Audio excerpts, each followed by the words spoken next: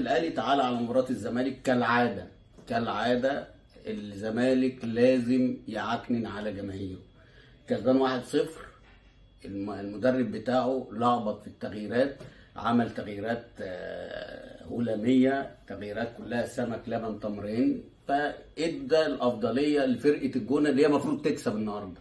خلي بالك الشوط الاولاني غلطه من صلاح مصدق، بياخدها المهاجم ويشوطها قنبله بتيجي في العارضه، ودي كانت المفروض جول.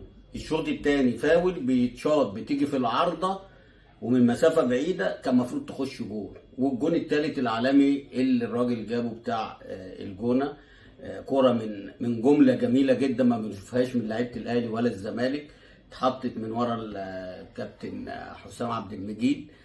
الراجل بطنها للراجل اللي جاي، حط وش رجله في المقص، نفس الكرة اللي هي جت في العارضه اللي هي قبليها على طول.